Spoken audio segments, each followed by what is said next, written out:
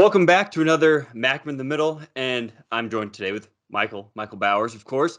And Michael, the Sunderland Rascals have done it again, haven't they? They left it late again, but we come away with 3 points.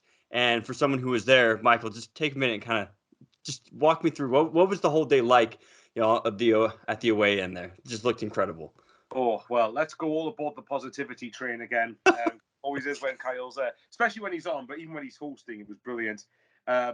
The day itself, the day itself in general is actually quite good. I must say, if there's anyone from Oxford listening to this, I can't think why there would be, but if there is anyone from Oxford listening to this, can you please improve your internet connection in the sports bar, please? Because it was shocking. But that aside, the ground's all right. Look, I mean, compared to what a lot of grounds are like in League One, Oxford's isn't that bad. I actually think it's a decent. It's probably a championship level stadium, in my opinion. It's just the three stands, right? They have an I open mean, yeah, end. that was funny. There was a chant going in the first half where I think it was like, "You've only got three stands, three stands." Kyle, honestly, we need to get you on an away day. I think you'd absolutely I adore it. trust me, it's in the books. It's in the books, so I'll Right, that's figure it it. out. If we get the playoff final at Wembley, guys, we'll get a GoFundMe to get Kyle down to Wembley. Absolutely. But you know, the day itself, obviously, I'm one of these people where the day out is heavily influenced by what the result is. But from a social perspective, it was rammed. The bars before the game were rammed. It was like a very typical sort of springtime atmosphere for me, anyway, with the game.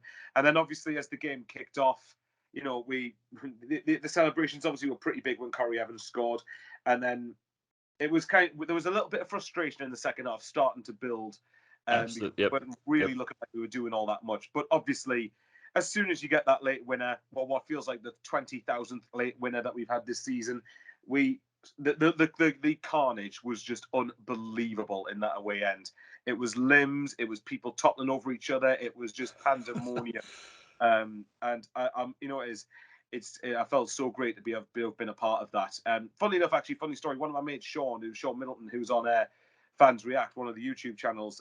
He usually leaves about probably 10 minutes from the end to set his content up, and every single time he's done it recently, we've always scored a winning goal. Oh no. No, Oh no. Oh, against poor guy. Wood scored twice, Crew scored twice, Gillingham last week, and then Oxford yesterday. And I said to one of my mates he drove us down, so we all went together. And I said to someone next to us, now he's buggered off. We might actually get a late winner when it was like 5 minutes before we actually scored. And that was a tongue comment because part of me didn't actually think we would do it because I didn't think we were looking like doing anything. But when as soon as Embleton's shot hit the bottom corner, again, it was just pandemonium. It was great. It was probably one of my favorite away days I can remember.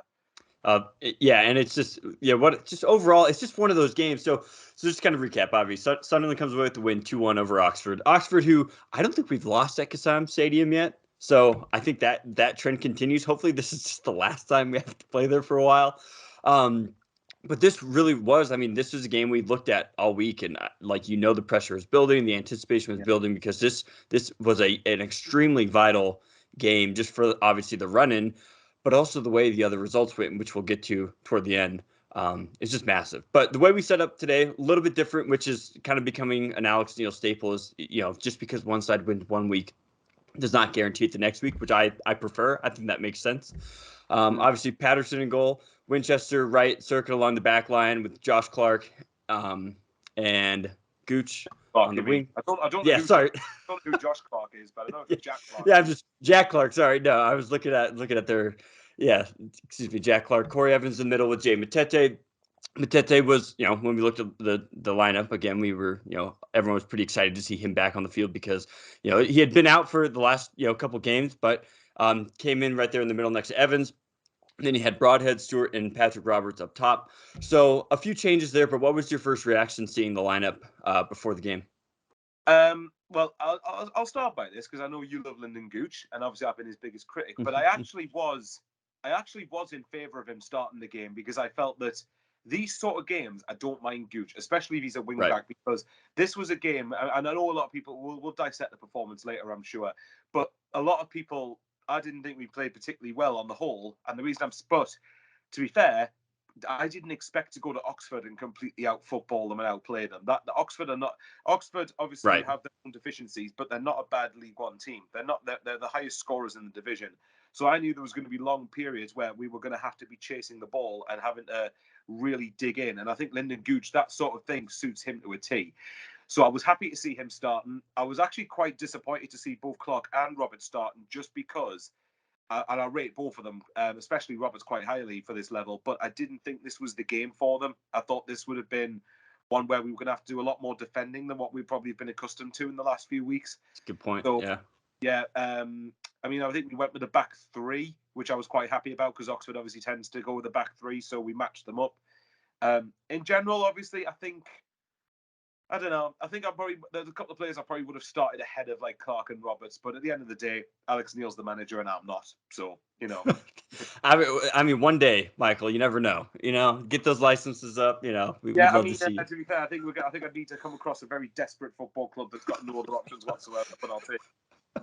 Well, exactly. But the game starts, and it started pretty similar to what we've seen the last few weeks. I felt like both sides. For one, it's just nice to go against other teams that have something to play for, or that aren't just set up just to frustrate us, right? Like that Yeah, is like the most unenjoyable football to watch when the other team has no desire to play and just to pack it back. But I thought both teams kind of came out in the first few minutes, and I think Patterson was forced into a save pretty early. And then we just kind of kept chugging away. We had a set piece opportunity, bounced around like 4 or 5 times, and then none other than Corey Evans was there to get a little toe poke in. And so you were in the away end for that. Corey Evans, a little bit, I would say he has been. So that was at the 16th minute. He's been kind of the guy, right, on social media. People, dig out. There's always one, right? There's always one in the yeah. We're starting not looking lineup. at you, Josh. We're not looking at you. Yeah, yeah, we're not going to mention any names for the hate club, but I've come on the pod last few weeks and I said, I understand the frustrations. Like I get frustrated with him as well, but he's done well for the most part. He hasn't made any critical errors, Yeah. and there he was to put away the first goal. Yeah, I mean, obviously, look, we know we're not gonna lie. We did get lucky the way that the ball fell for us, but at the end of the day, Corey Evans was there, right place, right time, and slotted it into the bottom left corner. To be fair, I've been someone, and I've said this before, that I think with Evans, my biggest criticism of him is his lack of leadership. But that's not his fault being named the captain. That's down to Lee Johnson. If we're being totally fair to him, and the last couple of games, I actually think he's done all right. I don't think he's been great, but I think he's just steadily kept things ticking over in the midfield, and especially again, like with Gooch, this was a game where I thought Evans probably should be playing because it's one where we're going to have to do a lot of off the ball stuff and a lot of chasing the ball. So granted, Evans Evans would have been probably the last person I would have expected to open the scoring if I had to think of it before kickoff. But at the end of the day, we got a good. Obviously we got a couple of lucky bounces, but to be fair, I actually think away from one of my mates pointed out after the game that I think we were due a bit of luck away from home after the Charlton and Lincoln games. So it's nice to actually have got it for a change. Right, and you could just see too in the celebration, as Evans kind of wheeled away after the goal, and you could see the teammates around him. They obviously like him, right? Like the team does rally behind him and respect him. He's got a lot of experience. He's an international player. So just seeing that and coming up on the road in a situation like this, maybe away from home, takes a little bit of pressure off him. But nonetheless, I mean, to be there, put the goal away. It wasn't the prettiest goal, but it's absolutely what you'd expect. They all count. They all count. Yeah, right. They all count the same. Same for one. And so we took the lead there, and right around that 60-minute mark, and I think we even had an opportunity right before that as well, with Ross Stewart kind of going down the right side and squared it perfectly to Broadhead. And I think Broadhead just got his heels clipped a bit as he's trying to set up for a shot. And Yeah. it's always tough when you miss that first golden opportunity. You realize, like, okay, we can't be squandering these. And luckily, we had this goal kind of come right off the heels of that, which was nice. But then really from there on out, like the way I saw it, at least streaming it, Oxford was absolutely the more dominant side for about the next 20, 30 minutes, and it all kind of came to a head. The thing I kept noticing is it was a physical game, right? And I think Gooch is one who's physical, obviously. Jack Clark is one who's not necessarily physical, not the best defending though, and I think he gave away some free kicks as well. But he did give away a free kick on the left side of the box, which was whipped in, and a nice headed goal for Elliot Moore of Oxford, and that tied the game there with 30, at the 35-minute mark. And then I just kind of realized, okay, we're going to be in for it, aren't we? Well, I thought the same. Well, funny enough, actually, I went to go to the restroom, as I know a lot of Americans have called it before. Maybe I'm being stereotypical. Right. But the That's point fair. was, I came out. Apologies any American fans listening. But I came out, and then I was just starting to walk up the stairs, and then I heard a cheer. So I didn't see the goal at first, so I couldn't make a judgment on what it was like. But I saw it back on the way home, and although it's a good header, I felt it. I don't know why he had all the freedom of Oxford to make the run to meet the ball in the first place. He should have been challenged. But nevertheless, from there, I agree with you. I think from the minute we took the lead, certainly to half time, I felt Oxford were the ones in the ascendancy. They were the ones pushing for more goals. Even after getting level, they were the ones that were looking much more likely to get the second goal, or get this. And that was one where I thought, right, okay, later on in the first half, with the ascendancy Oxford was having, we needed to get to half time to sort of try and settle the game down and just try and settle any nerves down. So, I mean, and like, as you said, Oxford are a team that had something to play for, and they're a team that, with all due respect to the likes of your Fleetwoods, your Crews, and your Gillinghams, don't just play against us to time waste like they've got. Like they've got a bet going on with how slowly they can take a goal kick. They're actually interested in trying to play football. So that was always going to be a challenge. Like I said, I hate playing Oxford because they always give us a tough game. And apart from last season, every victory we've either only beaten them by one goal or we've drawn against them. So it just shows how tight it was. But yeah, Oxford were definitely in the ascendancy towards the back end of the first half, and thankfully we got to half time when we did without going behind, because I dread to think what would have happened. Right. And coming out of halftime, excuse me. I believe there was some halftime subs. I had missed coming the first few minutes of the second half, but I do believe there was a couple subs made. Is that correct? Or I know at least one. There was Um, one. Patrick Roberts came off and Luke O'Nien came on. that's right. Yep. And Luke O'Nien kind of came into that attacking midfield role. I think Broadhead kind of just moved more to a traditional, out wide striker from what I saw. Yeah. And then pretty much the next 44 minutes, it was pretty dire. I mean, I just remember watching, just nothing came off for us. Every pass was a little bit wayward. We were passing right to the other team a lot of times and encountering. Credit to us though, defense held strong. I don't think we gave away any clear-cut opportunities for them. But what were you kind of seeing as the second half went on? What was kind of your interpretation of what you're seeing on the field? I think Oxford had a couple of efforts that were just wide of the post. They had, actually, to be fair, there was one, and I'll give Anthony Patterson some massive credit here. Oh yeah, There was one, yeah, I know you know what I'm going to talk about here. There was a cross that came in from the right hand side, and I can't remember who it was for Oxford, but someone headed it right at Patterson from 6 yards out. But the ball was travelling at some speed the minute his head connected with it, and Patterson managed to claw it out basically and put it out for a corner. That was a vital save. So that was really the most major I think thing. that was right around 60, 65 minutes or so. Something like, So yeah, yeah, it was around the hour mark at 1-1. And obviously, again, if that goes in, Oxford have come from behind to win at home, tails are up, and then I think the best we get out of that is a point. So, and worst case scenario, we end up losing the game, of course. Thankfully, it didn't happen, but that was a crucial moment. Oxford, obviously, were the one were being more composed with the ball, especially creating more in the final third, but the finishing touch wasn't there. But to be fair, again, like I've said before, we were not going to go there and completely dominate and outplay them, because that's just Oxford press you. Oxford give you a go every time. And if you look at the games they've had recently, they were unlucky to lose at Plymouth. Granted, to be fair, that at Morecambe, when you throw away the lead, that's a yeah, real score, especially against a team down the bottom of the league. that's But something we do. apparently they've come up again. The last few games they've come up against some keepers in brilliant form. So they must just be sick of the sight of goalkeepers, to be honest. Having said that, our defence for the most part did held reasonably strong, but as you said, nothing was going for us going forward. Every bounce was misplaced. Every pass was misplaced. There was touches that were poor. The passes that just were going astray. It was getting more and more frustrating as the half was going on. That nothing just seemed to have happened, and I can't remember anything that we really created in the first 40 minutes of the second half. It started to look like, for me, it was going to peter out towards a 1-1 draw, which I actually don't think. I mean, thankfully, we won. So this point, Right. I'm going to say completely irrelevant, but I'm going to say it anyway. If we drew 1-1, I don't think that would have been the worst result in the world, especially when you look at the other results that happened. Sheffield Wednesday, Plymouth, and Wickham didn't win. Sheffield and Wickham in particular conceded late goals. So if that had happened and we drew 1-1, I think it would not have been anywhere near as bad. But at one point I think we were 4 points off the playoffs because we were drawing, and Sheffield and Wickham were winning the games. So obviously it's like, oh, this isn't ideal. But obviously, as I know you want to be as your next talking point, I would imagine the game was pretty dire for about 40 minutes. But obviously, the end of the game was anything but dire.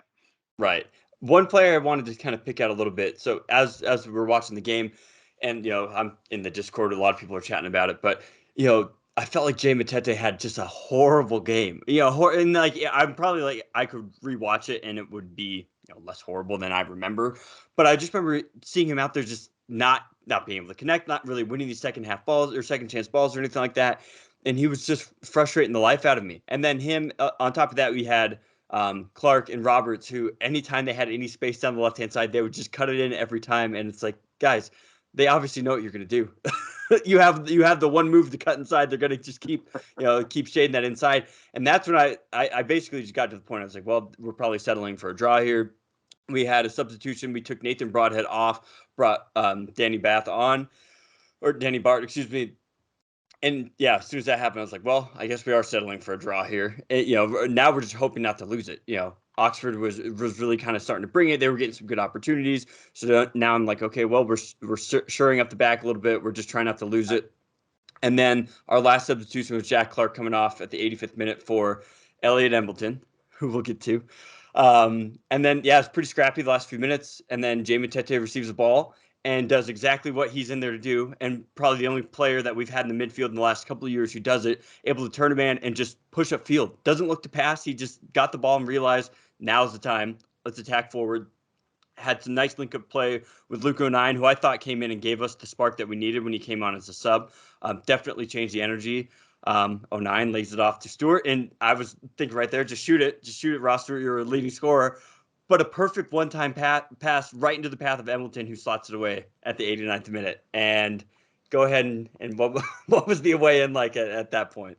Announce limbs, announce carnage. That was those limbs was probably some of the best moments I can remember as a Sunderland fan. And obviously we've had a lot of shite. Basically, we've had a lot and that's putting it mildly. We've had a lot of horrible things to put up with, but that was, I think there was so much nervous energy amongst the away fans, and including myself. There was a lot of nervous energy right before that goal that was just exploded and released as soon as Embleton scored. And I think as well, this late winner felt very significant for me. It felt very. It's one thing doing it against Gillingham, but doing it away from home against Oxford, who are not a bad side and were going for the playoffs themselves, to me feels momentous. That's the word that I've used quite a few times. Especially this late in the season, too. I mean, and especially as much as my heart rate would greatly prefer we score earlier. The confidence these players are getting and the momentum that's going to build from getting these late winners, especially yesterday when I didn't think we deserved to win, I think it says a lot about how we keep going till the end. And as far as your assessment with the players are concerned, I actually thought that Matete had a pretty good game, personally. I think in terms of I think it was a game where distribution was lacking from a lot of players. I think that's probably fair. Yeah. But for me, what I noticed, what impressed me the most about Matete, as you touched upon, that he was able to get his man, turn, beat him for dead, and just ran with it, kept the ball, and left Oxford players for dead every time he did it. And I think that tenacity was a big part of why we ended up starting to gain a little more control, or at least didn't crumble and end up conceding and end up losing the game. And I agree with you about 09. Actually, I didn't think about this until after I got home, that 09 brought a different energy when he came on, and particularly he was attacking right in front of the away fans. He was interchanging with Lyndon Gooch. He was interchanging with Carl Winchester. He was linking up 1-2s, triangles, everything. He was doing all of that sort of stuff. So eventually, that sort of tenacity paid off in the end. But to go back to your point, the away end, like I said, the away end just exploded. There's a YouTuber called Away Days on YouTube. If you type it in, he was at the game. He was a neutral. And Wonderful. if you just look at his video when Sunderland scored the second goal, it's just the noise is just deafening.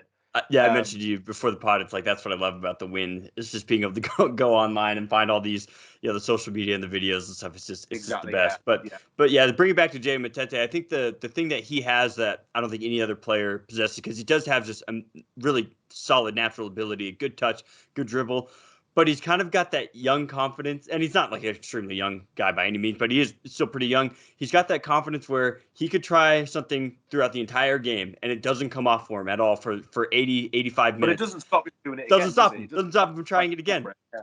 Exactly. Yeah, and that's exactly what we needed. Somebody who needed to at that point in the game take Brother Struff in the neck and say, "Hey, I'm going to go and help us win this game right now." We've had other players in the past. They get the ball, they pass it back. They get the ball, they just hoof it up. Finally, we get somebody in the midfield who gets the ball, has the pace and ability to drive right at him, because Oxford's sitting there, Yeah.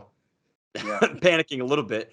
And credit to Embleton too, because I made a comment earlier in the game in the Discord just saying it just doesn't look like anybody cares. There's a moment in the middle of the second half. It's like, does anybody care? Does anyone know what's at stake? And I know it's ridiculous. I know they do all care, but you kind of get swept up in the emotions. But you look at No, but players like, if you look at the body language, sorry, in the second half, if you look at the yeah, body language, I did question how badly do you want to win the game? right, And it looked to me like we were happy to and don't get me wrong, I know I'm contradicting myself because I've just literally picked up to Oxford up here. But but at the same time, there's a difference between respecting that you are going to have to do work with off the ball and not trying to do anything on the ball. There's a bit of a difference between the two of them for me. And sometimes when we had a lot of the when we did have the ball, we were very poor with it for large parts, where we weren't taking that extra bit of responsibility to try and turn a draw into a win. Q Sir Elliot Embleton, of course, and it was frustrating, but it's one of those games. Like I said, I don't like playing Oxford. As far as I'm concerned, I don't want to play them ever again in the league next year. it's Carl Robinson. Not He's the because I one who, dislike Oxford. I just don't like the way that they don't give you an easy game at all. I don't know what it is about them, but at the end of the day, yes, you're right. Look, I was getting frustrated in the second half watching it, but like I said, it's put it this way: if you end up finishing in the playoffs, you look back at games like this and think that's why we've got a chance of going up now. right. And yeah, we'll get to that then. We'll kind of recap what the last few weeks have been and what the next few weeks are. But it's just another game. Alex Neil makes the substitutions that win the game. Right. I mean, this is it. I've never really seen anything like it. Where impact subs come on like this. Subs that you look at our bench and you're like, this could be a League One team by itself, right? Yeah, Every one of these players could start for a League One team, bar none. And yet, I think it's a credit to Alex Neil because he's obviously got the team to focus and saying, just because you're not starting does not mean you're not important to this team, and you have to be ready. And we've seen it before, where sometimes you bring subs on, and you can tell they are so checked out they don't want to be there, because they're upset that they're not starting or this and that, or they want to transfer somewhere else. But it's a credit to Alex Neil right now to get the team, everybody top to bottom, saying you never know when your moment's going to come, and you have to be ready for it. And Embleton, to go back to the point where I said nobody cares on this club, is what it feels like at times. Elliot Embleton's obviously somebody who cares, right? Luke O'Nien, I think, is another one. Lyndon Gooch is another one. But Embleton, kind of what it means to him, and he's been in this situation. That's why the loan last season to Blackpool, where it did get a lot of criticism because he played very well for Blackpool. He got them promoted. He's used to these situations. He was in it all last season. So in a weird way, that loan could be the difference, right? And getting someone like him confident to know this is what the end of the season's like. This is what we have, the yeah. type of form we have to hit, and he's used to it. And credit to Alex Neil and credit to Embleton and to put that away. But yeah, what a game! I can't keep doing these late games, man. These late these late They're winners. not It's good for your just, blood pressure, are they? oh, But you know what? You're right though. Like the point you made about Embleton and Alex Neil, both of them have experience of winning the playoffs. And Embleton's is as recently as last season, where Embleton himself knows what's required. Alex Neil knows what's required because he's won the playoffs twice as a manager. So that could be a pretty big combination. And especially again, like I've said before, if you get into these playoffs. If we get into the playoffs now, we're obviously going to enter them on a much better run of form than we have the last two times we've been in there. The last two times have been we've entered them off the back of a one winning 7 or 8. That's sort of running, which is poor. It's awful to go into the playoffs. This time we have to get on a good run to finish in the playoffs. So if you finish in the playoffs, you've had a good run to get yourself there in the first place, if that makes sense. So The fact Yeah. we've had a good run, and the fact we've got a player who knows what it's like, and a manager who knows what it's like to get in the playoffs, for me, that can only help us in the running. Obviously, we still have to finish in the playoffs, but the momentum shifted when I realised that Wickham had drawn. Because Yep. funny story actually. As soon after we scored, obviously we had the chance with Ross Stewart right afterwards to make it 3-1, which he should have buried. But nevertheless, it didn't cost us, thankfully. But when we were ahead, I saw someone looking on their phone in front of me, and I saw the League One table, and I saw Sunderland sixth, and I was saying to my mate, "Hang on a minute, that's not right. Wickham were winning." And then I checked the scoreline. It's like, "Oh, get in! Gillingham have equalised." And then obviously I did, and then even better afterwards, I found out Sheffield Wednesday dropped points. So the point is, maddeningly, out of all the teams to go in for the playoffs, we were the only ones to win. Yeah. And we had and Bolton, to be fair, is a pretty tough game, but we had, in my opinion, the toughest assignment out of all the teams away from home in the playoff mix. So I never would have expected that. So there's just a little sense here that I think something's building. And I might be wrong. Announce in about 2 weeks' time when we're finishing ninth in League One, and I'm ending up being flat on my face. But I It honestly think right now, I get the feel. I don't know. It might just be me, but I get the feeling that we're building something. Yeah, and just like you said, this was one of those games where in the past we would either A, lose it or draw it, right, and draw points, and then everyone else around us would win, of course, because that's just how it's always worked. I feel like this is the first time that we came away, we had the late winner, and everybody else kind of not bottled it, but you know what I mean, where No, but they he did late, didn't they? right Plymouth beat a Burton team that's down the bottom third of the league, and Sheffield Wednesday and Wickham Gillingham drew with Wickham, exactly yeah. both Wednesday and Wickham conceded late goals. So they're going to who's going to be, and we've scored late again.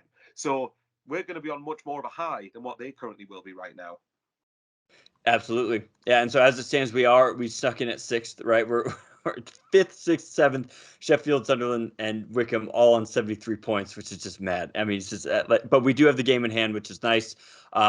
We have the game coming up this Friday against Shrewsbury, which that's kind of the team you'd want to face at this point. But it's a huge test because this is absolutely a game in the past that we would bottle it and kind of fall out of the playoff place or things like that. But just like you said, it does feel different. And this one's a Friday game.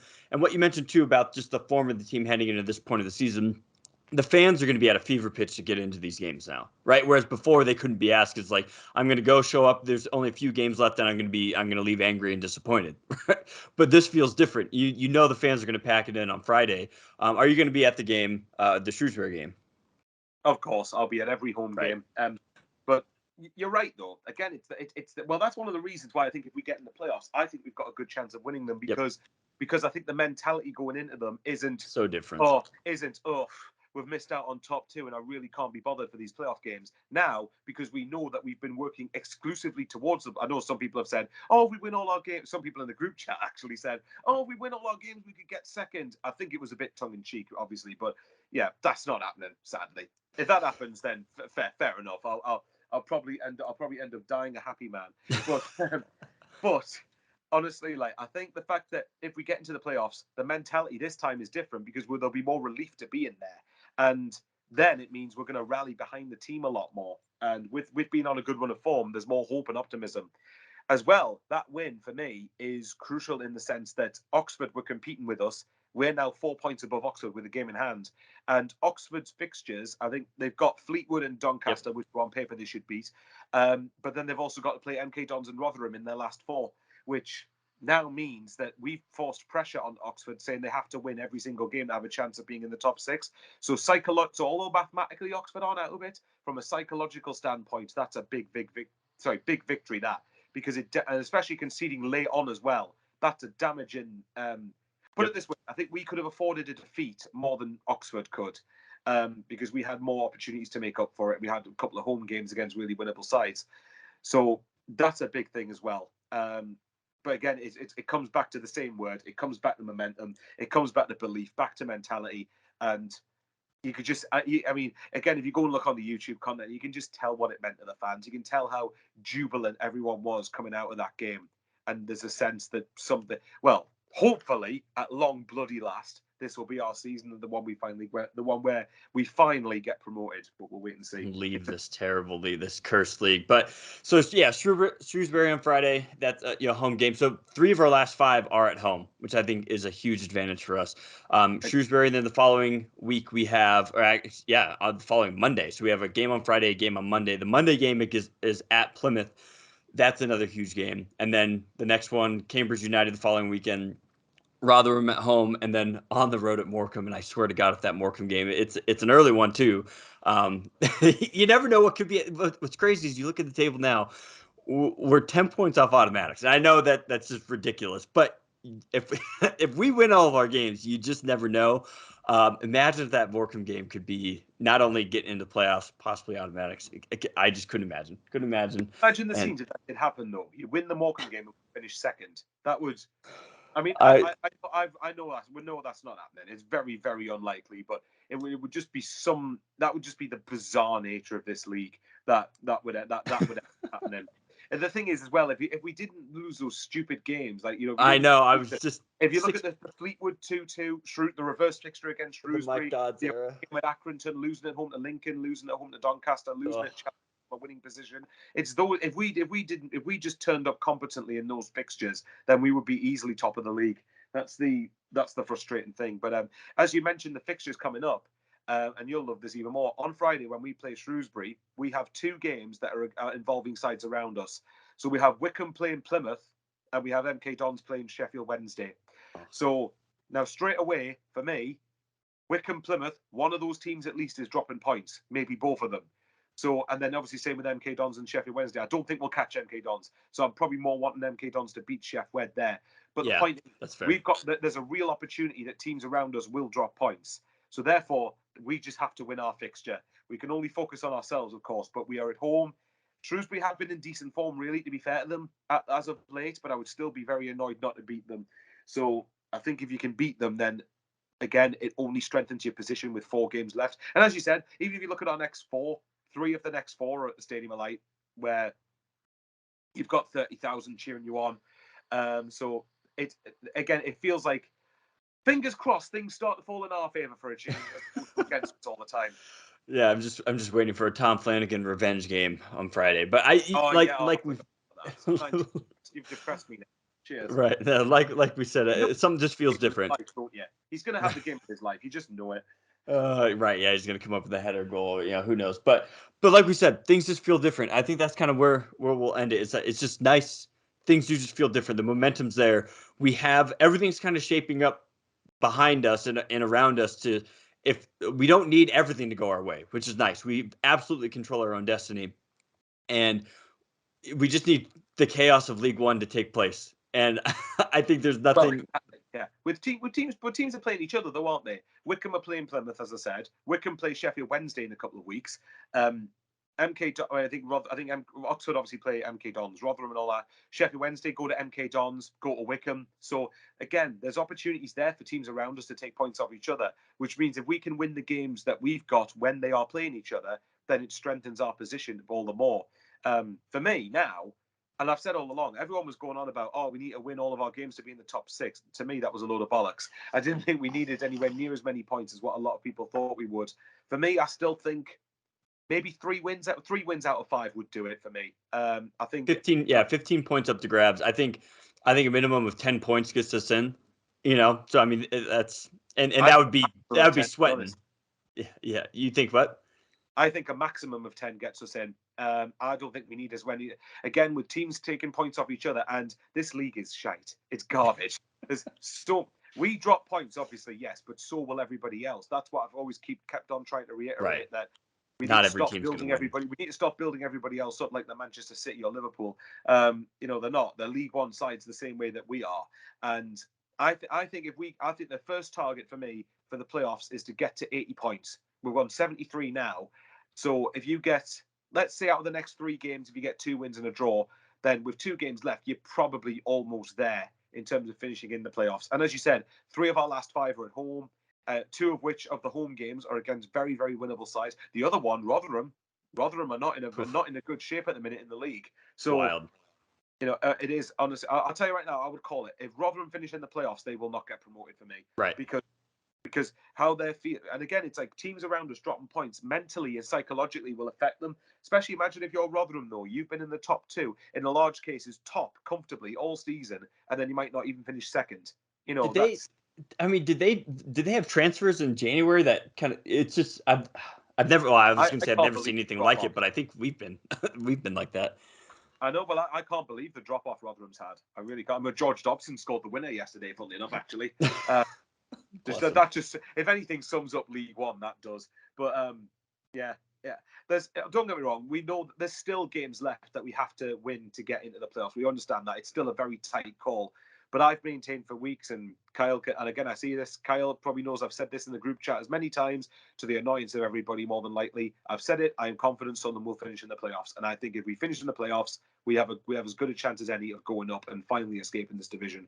But we have to. For me, the one thing I would say that I would like to try and do, and I'm not sure it's realistic, but I think if we can try and not lose another game between now and the end of the season, say even if you win 2 games and draw 3, that's 9 points. That puts you on 82. That's very unlikely not to get you into the top 6. If you're then entering it off the back of, say, a 10-game unbeaten run or a winning, I don't know, Yep. 9 out of 13, something like that, then you're still entering it on a good run of form. You're still entering it with confidence and with momentum and belief. So there's a lot of things we still have to do. But, granted, my blood pressure and heart rate would prefer earlier goals, but late winners, I guarantee you those boys in the dressing room will be high as a kite right now. Yep, absolutely. So we'll be back Friday. Michael, I really appreciate you hopping on. And, Josh, every time I do this, I respect it more and more because it's not an easy job. And so I apologize to anyone Just get me listening. going. I'll waffle for 30 minutes. Right, exactly. It's like I could just get Michael on and he'll steer the ship, the best of his ability, and I won't, I won't name players who don't exist like Josh Clark. So, anyways, whoever Josh Clark is. Before you finish, are we finishing in the top 6? Oh, absolutely. Yeah, you just have to see it now. I said absolutely about 20 times this podcast. The momentum's there. I think the team's there, the spirit's there, and it's With just a manager who won the playoffs before as well. Right. Oh, jeez. It's just we just have to. You're getting too excited here. I can tell by your tone of your voice. Oh, the playoffs have just been a miserable existence, but it's all boiling down to a Lyndon Gooch winner to either steal a trip to Wembley or even steal Lyndon promotion. Gooch scores the winner in the playoff final and gets us promoted next month. I will retract everything negative I have said about. I'll get a tattoo. I don't care. I'm not surprised. Yeah, jeez, yeah. But nonetheless, thank you guys for listening, and we will be back next week to recap the Shrewsbury game. So until then, see you later. That's all, folks.